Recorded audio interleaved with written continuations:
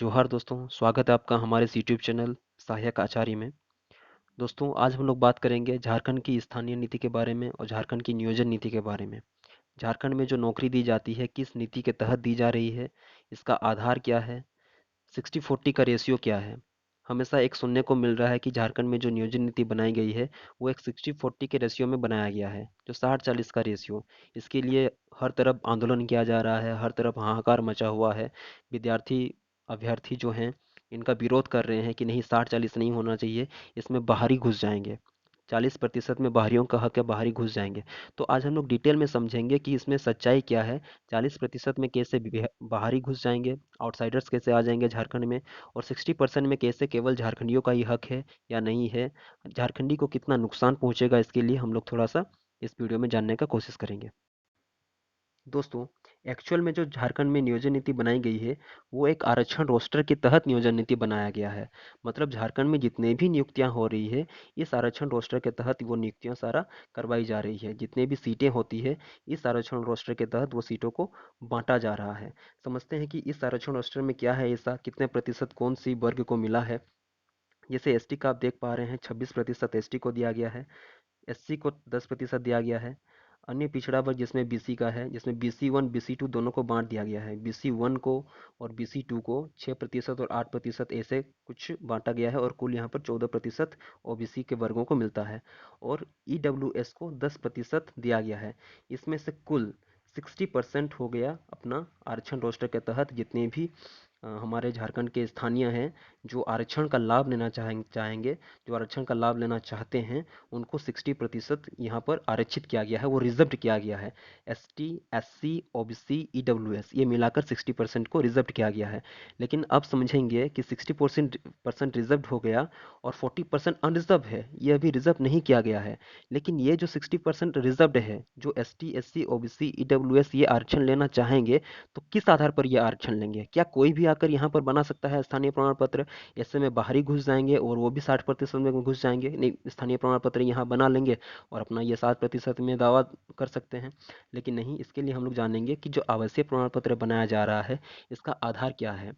यहाँ पर मैंने एक नोटिफिकेशन में पढ़ा है, और नोटिफिकेशन से मैंने ये स्क्रीनशॉट लगाया हुआ है कि यहाँ पर आधार क्या बनाया गया है कि कौन आवासीय प्रमाण पत्र बना सकता है। यहाँ एक पत्रांक संख्या दिया गया है, 4650 पत्रांक संख्या है। और इस डेट को भी, जो 2 जून 2016 का एक डेट दिया गया है, जिसमें रघुवर सरकार थी तभी, तब एक पत्रांक संख्या में डेट के साथ ये मेंशन किया हुआ है। इसमें जारी किया गया है कि इस पर, इस पत्रांक संख्या और इस डेट को जितने भी चीज़ें जारी की गई थी, जितनी भी बिंदुएं थी, वहाँ उसको आधार में बनाते हुए आप स्थानीय प्रमाण पत्र या आवासीय प्रमाण पत्र बना सकते हैं। लेकिन साफ शब्दों में आप ये समझ लीजिए, इतने पहलुओं को जानने की ज़रूरत नहीं है, बस ये समझिए कि 2016 में रघुवर की सरकार थी, रघुवर दास की सरकार थी 2016 में।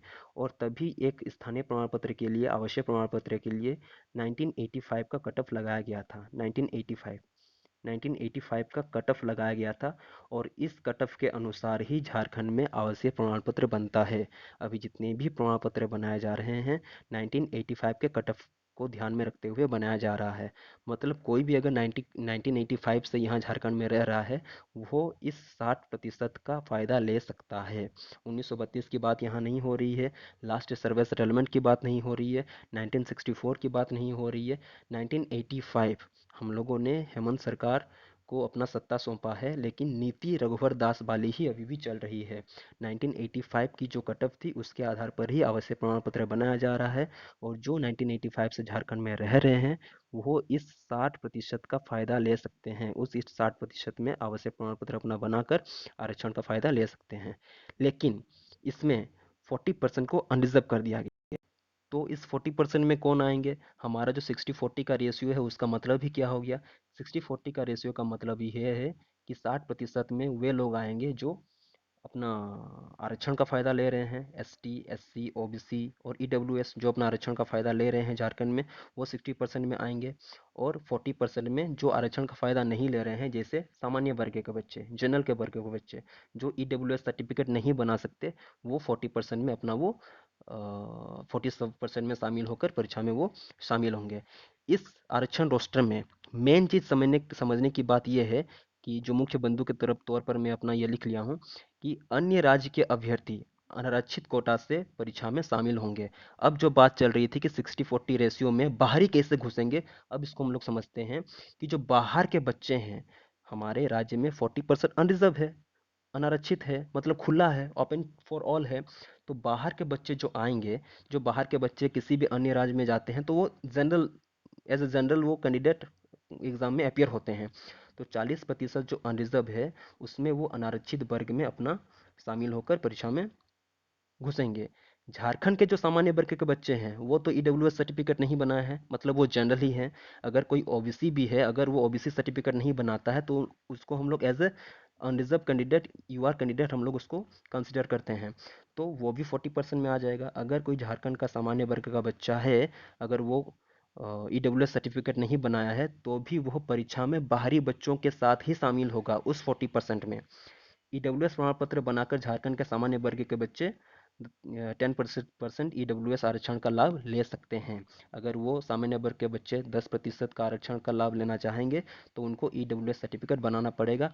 अन्यथा झारखंड में जो आरक्षण का लाभ नहीं रहे लेगा, चाहे उसका खतियान 1932 का ही क्यों ना हो, उसको 40% में बाहरियों के साथ में इस परीक्षा में शामिल होना पड़ेगा। लेकिन इससे स्थानीयों को क्या नुकसान होने वाला है? आखिर इतना हंगामा हो क्यों रहा है कि नहीं भाई झारखंडी का हक मारा जाएगा, क्यों मारा जाएगा? इसको डिटेल में थोड़ा समझते हैं और बहुत ही ध्यान से इसको समझते हैं। एक्चुअल में होता क्या है? अगर बाहरी बच्चा झारखंड में नहीं आता, 100% अगर लोग होता, तो भी अगर यही सीन होता तो क्या होता? जो हमारे एसटी, ओबीसी, एससी और ईडब्ल्यूएस के बच्चे हैं, जिन्हें 60% का आरक्षण दिया गया है, 60% का आरक्षण दिया गया है, वो बच्चे परीक्षा में अपियर होते हैं। और 40% अनरिजर्व है, यहाँ जनरल बच्चे यहाँ पर अपियर होंगे। जनरल बच्चे जो होते हैं ये 40% में अपियर होंगे। अगर कोई एसटी, एससी, ओबीसी और ईडब्ल्यूएस का बच्चा जनरल से ऊपर कट ऑफ ले आता है, जनरल का जो कट ऑफ होता है, अगर उससे ऊपर कट ऑफ ले आता है, तो ये S T, S C, OBC और ईडब्ल्यूएस के बच्चे जनरल यानी अनरिजर्व में अपना मेरिट बना लेंगे। अनरिजर्व का जो लिस्ट होगा, सिलेक्टेड सिलेक्टेड लिस्ट होता है, सिलेक्शन बच्चों का जो लिस्ट होता है, उसमें वो अपना मेरिट बना लेंगे। और अपना जो एक सीट होगा, यहाँ पर जो अपना सीट होगा, ओबीसी का, एसटी का, एससी का, ईडब्ल्यूएस का, वो अपने किसी वर्ग के बच्चों के लिए वो छोड़ जाएंगे। मतलब अगर उनमें ज़्यादा टैलेंट है कि नहीं, वो अनरिजर्व 40% में वो आ सकते हैं, तो वे दूसरे वर्ग में अपना चल जाएंगे, लेकिन अपना वर्ग का, अपने अभ्यर्थियों के लिए वो अपना जगह छोड़ देंगे। क्योंकि यहाँ पर केवल झारखंडी बच्चों की ही बात की जा रही है। लेकिन प्रॉब्लम अभी कहाँ है? यहाँ प्रॉब्लम कुछ नहीं है, यहाँ जैसे एज यूजल चलते रहता, कोई दिक्कत नहीं है। लेकिन अभी बाहरी बच्चे आ गए हैं 40% में। अब बाहरी बच्चे जो 40% में आ गए हैं, तो इन हमारे आरक्षित वाले बच्चों का, जो रिजर्व्ड वाले बच्चे हैं, S T, S C, O B C और ई डब्ल्यू एस के बच्चे हैं, इनको अभी 40% में आने के लिए और ज़्यादा मेहनत करना पड़ेगा। क्योंकि 40% में कंपटीशन बढ़ गया है। यहाँ बाहरी स्टेट वाले सारे आएंगे 40% में। झारखंड के जो जनरल बच्चे हैं, जिनका कोई आरक्षण का लाभ नहीं ले रहे हैं, वो भी इस 40% में है। तो ये रिजर्व्ड कैंडिडेट वाले जो रिजर्वेशन का लाभ ले रहे हैं, वो अभी अनरिजर्व में नहीं आ पाएंगे, वो यही सीट ही लेंगे। तो इससे क्या होगा? जो सीट वो अपने वर्ग के अन्य बच्चों को दे रहे थे, वो उनको नहीं दे पाएंगे। इससे 40% का कंपटीशन पूरा पूरी बढ़ गया, जिससे ऐसा और नहीं हो पाएगा जैसा इस वाली लिस्ट में हो रहा था। तो ये फ़र्क हमें देखने को मिलेगा। इसीलिए कहा गया है कि झारखंड में जो 60-40 का रेशियो बनाया गया है, इसमें बहुत ही ज़्यादा नुकसान होने वाला है, स्पेशली झारखंडियों के लिए, जो जिनका चाहे 1932 का ही खतियान क्यों ना हो, पूरा प्योर झारखंडी क्यों ना हो, लेकिन उसको नुकसान होने वाला है।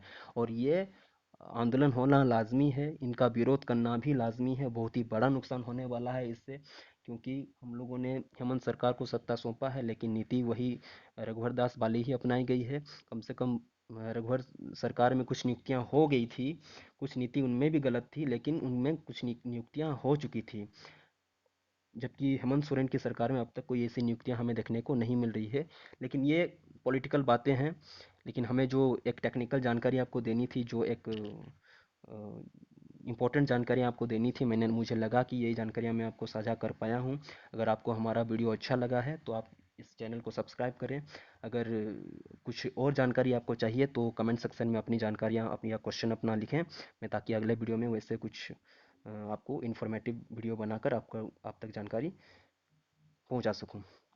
ठीक है, वीडियो को लाइक करें, शेयर करें और मेरे चैनल को सब्सक्राइब करें। तब तक बाय बाय। मिलते हैं अगले वीडियो में। जोहार।